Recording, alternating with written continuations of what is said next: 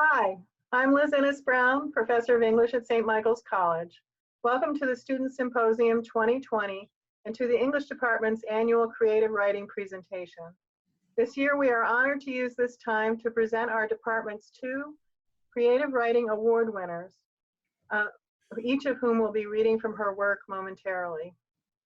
Now here's my colleague Greg Delanty, poet and professor of English, who will talk about the John Engels Award and this year's. Hello, folks. We're very glad to present the John Engels Memorial Poetry Award to Madeleine Walker the Hughes. This award was named in memory of John Engels and to honor a St. Michael's student poet. John was a poet and professor who taught at St. Michael's from 1962 to his death in 2007. John was a very important Vermont and American poet, shortlisted for the Pulitzer Prize, and his other honors included a Guggenheim Fellowship in Poetry, and he was a National Poetry Series winner. He published many important poetry collections, culminating in his final book, Recounting the Seasons, poems 1958, the year I was born, 1958 to 2005. And it's University of Notre Dame Press, published in 2006. And now, John Engels will be very pleased with this year's award winner. Ta-da! Madeleine Walker the Hughes is a talented, promising poet, as you will hear when she reads. Apart from her short, brilliant, moving, and clever poems, she is also dedicated to the art. I know she's formed her own workshop with other fine students like Gianna Seaver outside of our class workshop, and she also helped fellow students in class and outside. She will be the main editor of next year's Onion River Review. You should check out this year's review. Ariel, the Fiction Award winner, was one of the editors, as was Madeleine. The Onion River Review highlights the writing and art of all St. Michael's students. It was brought out online this year because of the virus lockdown. And now we are proud to award Madeleine Walker the Hughes this honor. And I'm looking forward to reading more of her poems in the future and to her reading for us here now. Thank you so much. I'm so honored. I'll ease right into my reading. My first few poems are flavored with a little bit of homesickness. So I'll begin with my first poem that I wrote about my time studying abroad in England with Professors Carrie Shea and Christina Root. We studied Shakespeare at Roxton Abbey. So my first poem is called English Breakfast. I never took milk in my tea before. Then again, those few weeks changed my life so much, I shouldn't be surprised that my regular order changed too. Clockwise, I stir the milk into the hot mug of comfort, mixing new into the old until they become indistinguishable. My second poem is for my mom and summertime in Ocean City. It's called Sundays on Bay Road. Peach tree, sweet pea, sun tea. I can't wait to make sun tea. 6 bags tap water in a glass pitcher in the garden. The sun tans the water, becoming darker throughout the day. With salt and sand still dusting my sun-tanned body, we watch the sunset, sipping sun tea before supper. My next poem I wrote from my winter window in my dorm room at St. Michael's, thinking about summertime. Clear skies, 6 degrees. Indian summer, is like an underripe peach. You expect to open your door and gently sink your teeth into the inviting skin. Bright flavor and some nectar dribbles down your chin. The Midas fruit, its golden syrup coats everything it touches. But you step outside, you bite the surface, and there are no juices to run, no flavors to flow. My next poem is from the summer that I worked at a breakfast place on the beach in town, and it came from a conversation that I had with a customer. It's called The Surf Shack. I'm sorry. You want a what? Triple venti, half sweet, caramel, non-fat caramel macchiato. I don't know what that is, but I'm guessing it's not one of the 6 items on our menu.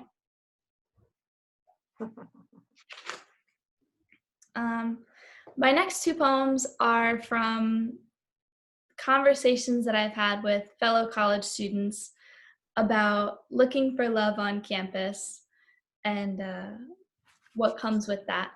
So the first poem I'll read is an abridged version of a sonnet that's in this year's publication of the Onion River Review. So this poem is called Phases. Your deep amber eyes trap me. I pause, fossilized, grasping a moment that never stays. Your listless eyes say what my mind knows. The next poem is called Ed, and it comes from considering how every story and every love story with an end has 2 different sides to it. So this is Ed. I used to seek solace in your sometimes arms. I used to. I became used to. I was used too. I used you too. My next poem, it came from 3 things: sleep deprivation, Frank Sinatra, and trying to figure out what post-grad life will look like and the possibilities that come with it. So this poem is called An Insomniac's Fantasy. I want to go there to find love, find my niche, fall in love with my bodega, my building, my block, the nameless faces I pass each day. I want to love my Chinese food place, my friends, our happy hour spot. I never sleep. Shouldn't I be with someone who doesn't sleep either? I can't think of anyone better than the city.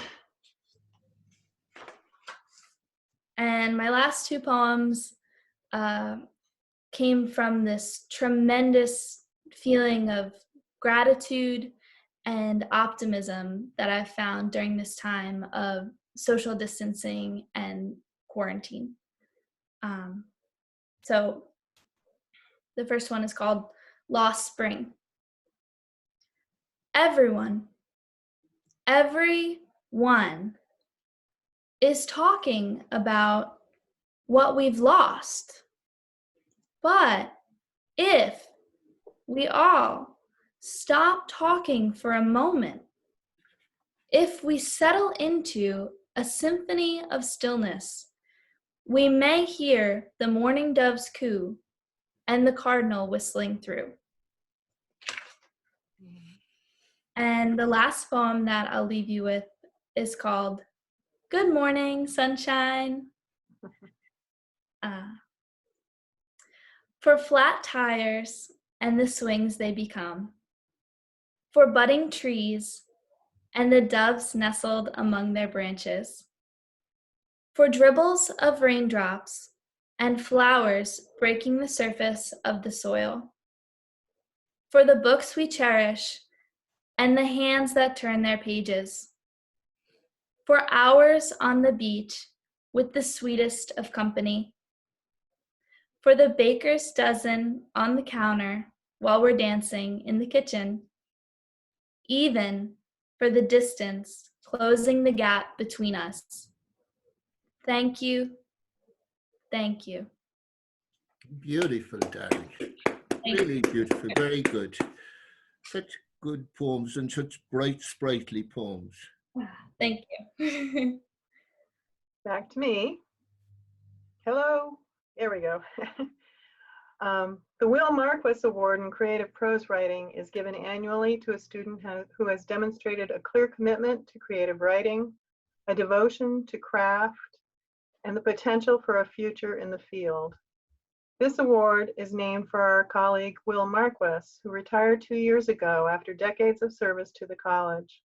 Well known as an accomplished writer himself, author of 3 books of short stories, Will devoted his life to teaching students to love the craft of writing, both through his classes and through his stewardship of the first-year seminar program and our literary magazine, the Onion River Review.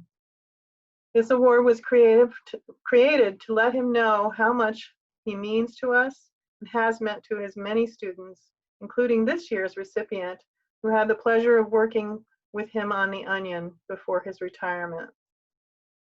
And that recipient is Ariel Bayer-Wish, senior English major and creative writing minor.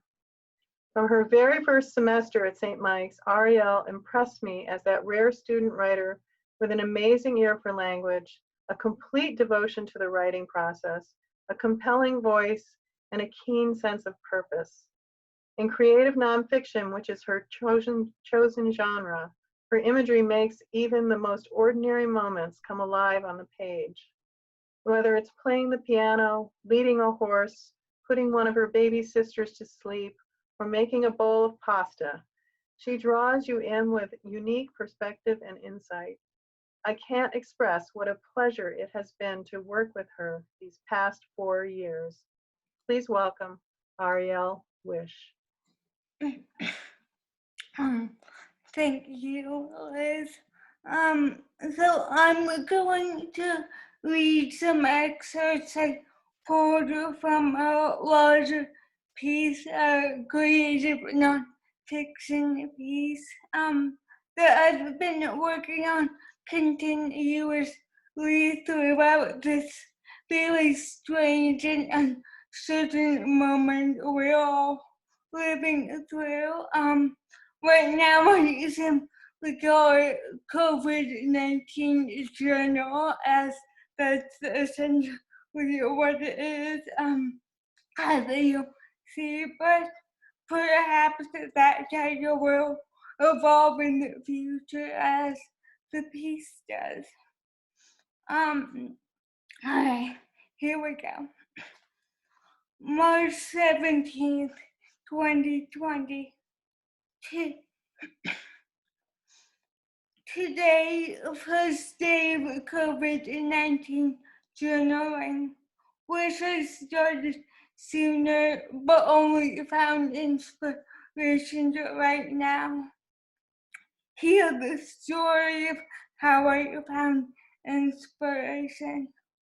Was talking to my stepmom on phone. Family is still on extended vacation Florida, self-quarantining as strictly as possible for Dad's sake. The twins, almost 4 years old, asked to talk to me. Sophie, my stepmom, put them on the speakerphone.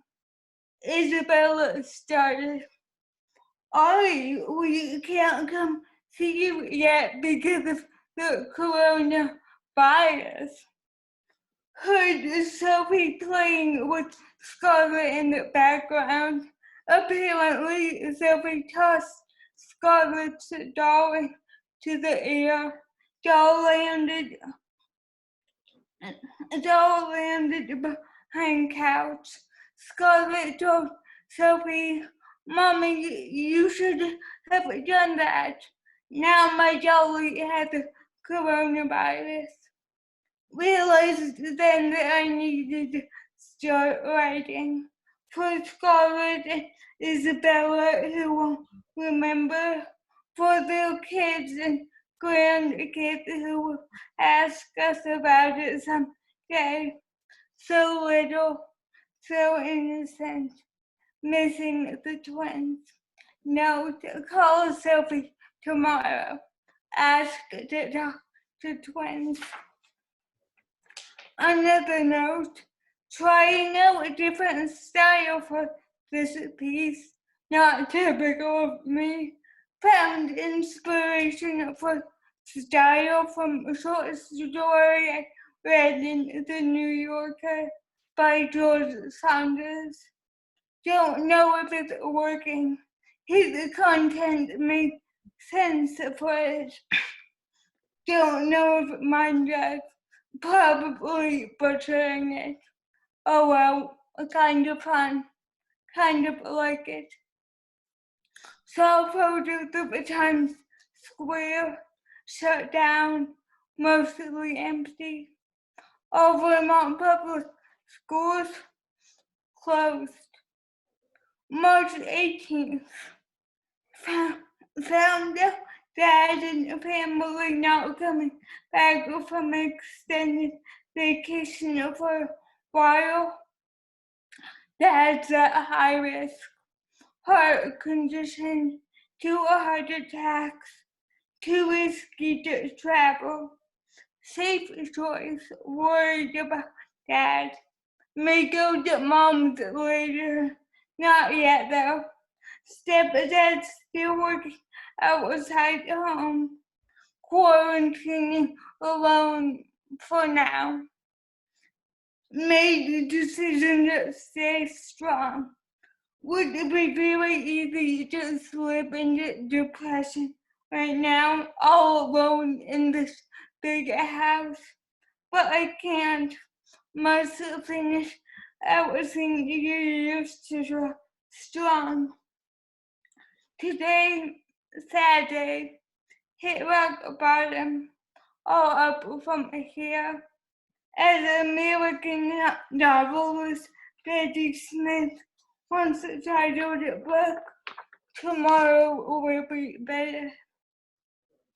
Video chatted with Grandpa Mike, Laguna Woods, California, who told stories of a trip to the grocery store this morning.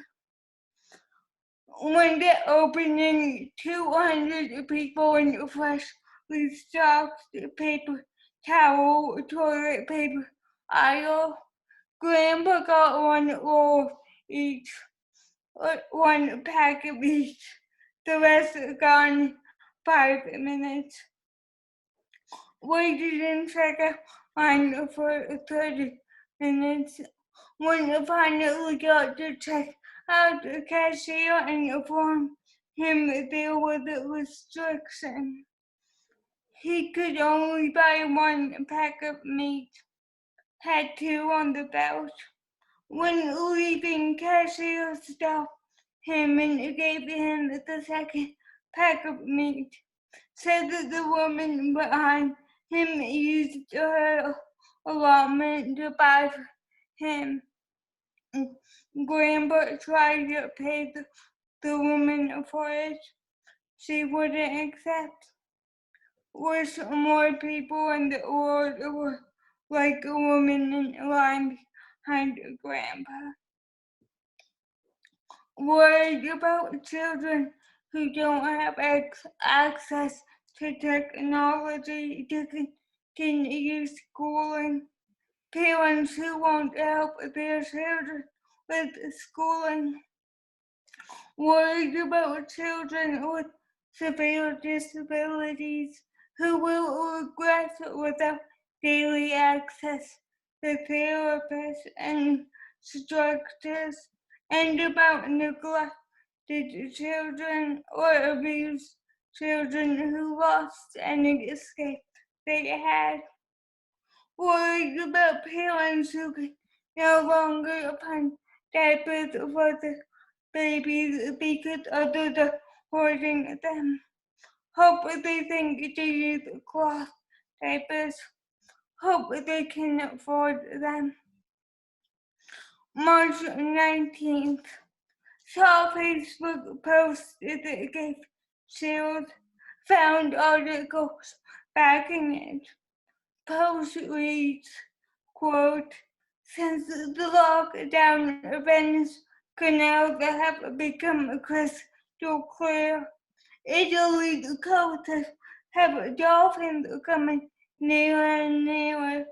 Japan now has deer roaming free the streets, and Thailand the same with monkeys. China has record-breaking pollution cuts. What we are seeing in the span of a couple of days is amazing, unquote. Amazing indeed. Very sad that we pollute our world like this. Sad that we drive beautiful creatures away with presents. But current phenomenon show the potential for change. Maybe 100 years in the future, maybe under the right leadership. If by some off chance this journal ends up in high school history books, or even if it simply stays in the hands of the twins, please study the COVID-19. Please, Scarlett and Isabella, heed this moment. There's a whole world of incredible nature that we have distanced ourselves from. With your help, we could change.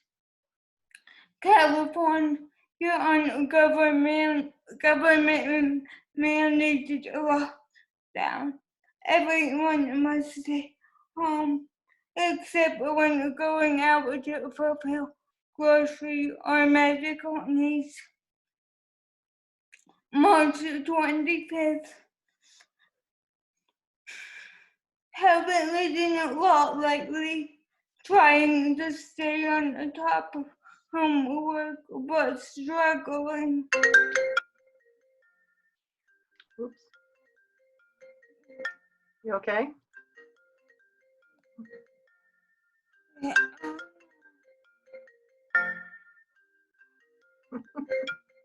It's all right. It's okay. No. Don't worry. Keep going. You're grand. Don't worry. It can be a part of the story. Did you guys hear that? Yeah, Wow, it's okay.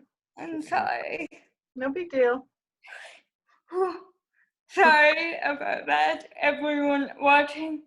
Okay.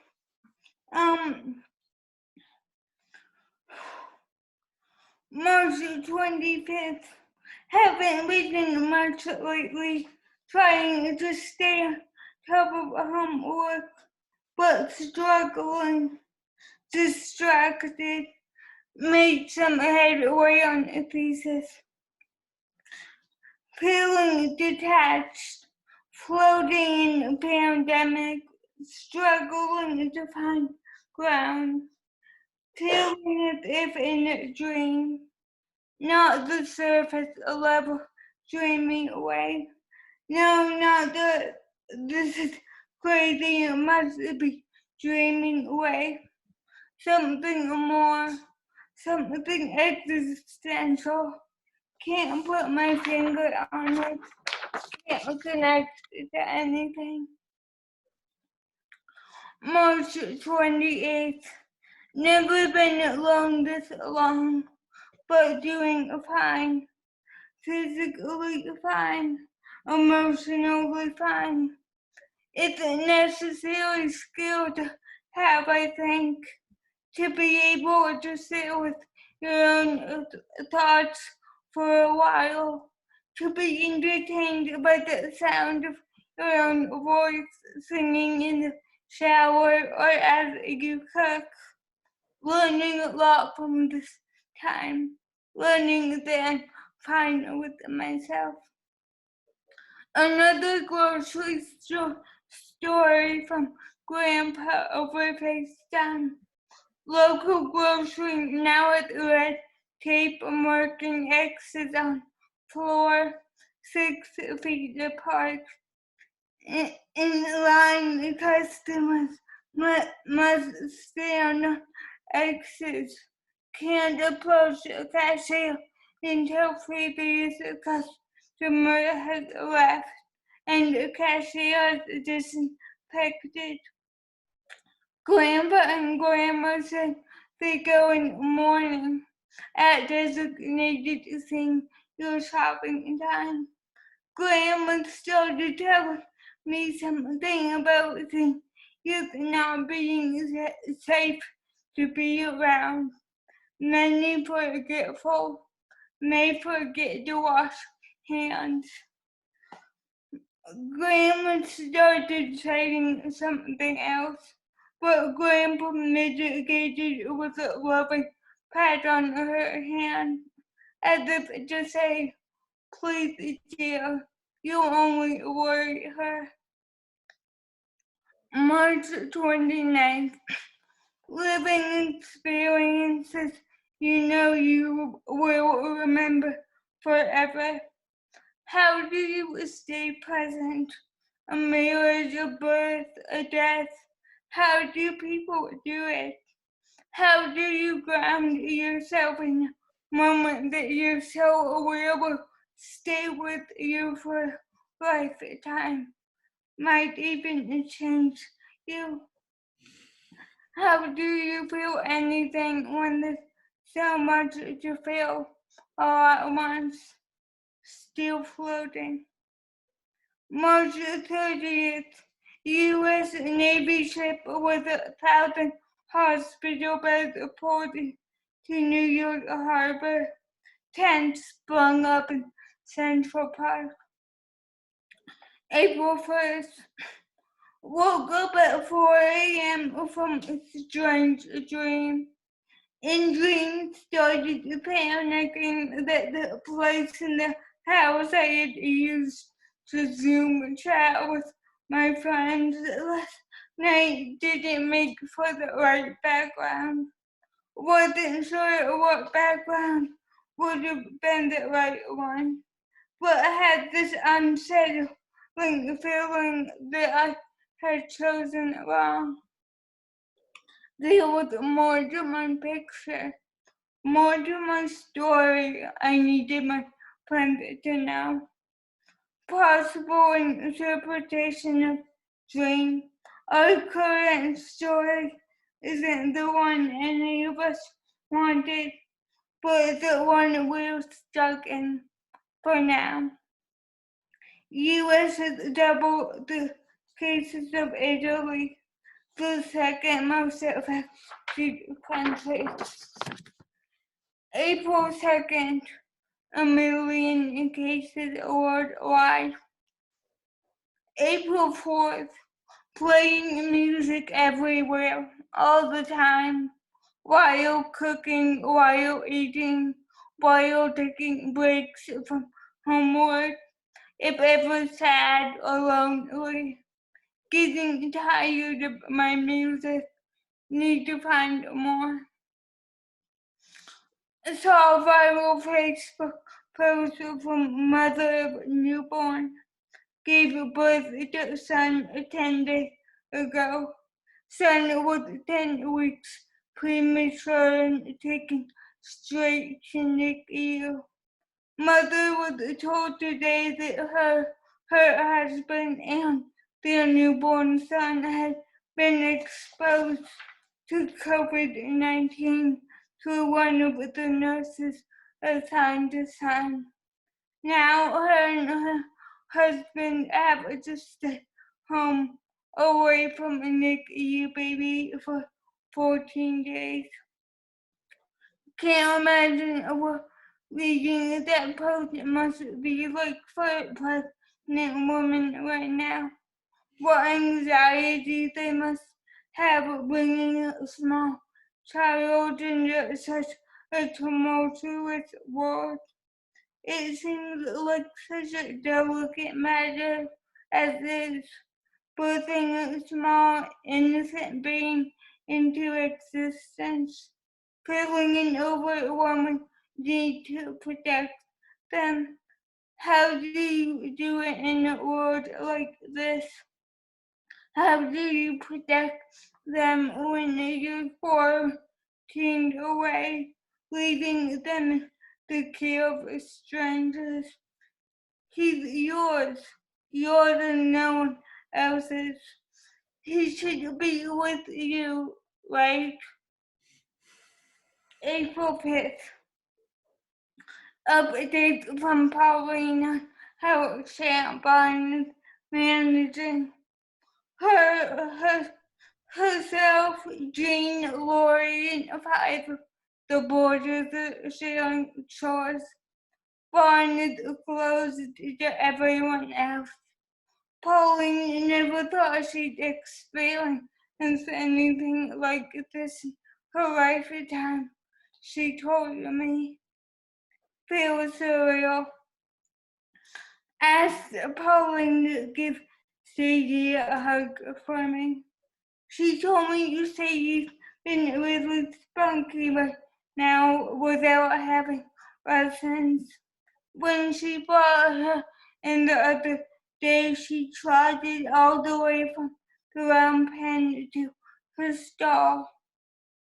You'd never know she's almost 30, Pauline said. Reminded me of the dolphins who come nearer to Italy's coast. The deer spotted in Japan. Animals all over thriving now in our absence. Wondering if there's a way to keep Sadie so lively even when lessons start again. Maybe it will be part of the post-pandemic world everyone keeps talking about. Maybe I'll be able to help.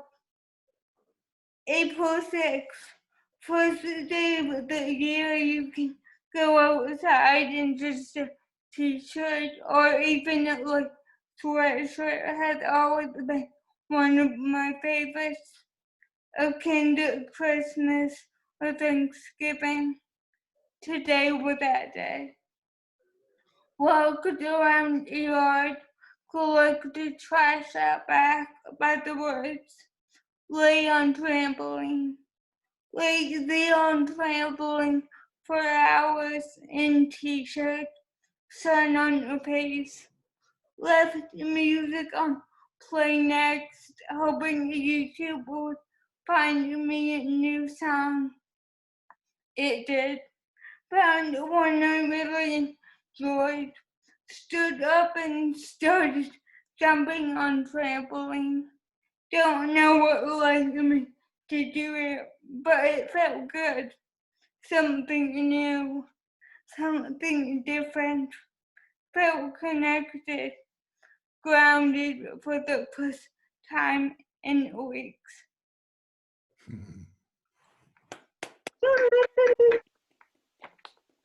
Very good, love. Very, very nice. Well, I want to wrap up our little session here. We've Liz, enjoyed it very much. Yes? can I say something to the two of them before you wrap up? Sure. Ariel, darling, you were great in the poetry workshop too. Thank you. Great to have you, and we'll miss you around. And Madeleine, I should have mentioned that we missed out on the aspect of Madeleine's poems being visual as well. The way the words were put together and broken up and so forth. But it's a credit to her and her poems that they work very well without us knowing that. So there you go. Yeah. You're great, to the two of you. Thank you, Liz. Thank you. Thank you. And congratulations to both of you. And this will wrap up our time together tonight. And this will be posted on the Canvas website for the symposium sometime next week. So look for it then. And good night, everybody. Good night. Bye. Thank you. Thank you. Bye. Thank you guys. It was awesome. Bye. Gotta figure out how to stop it. Okay. Stop. Okay.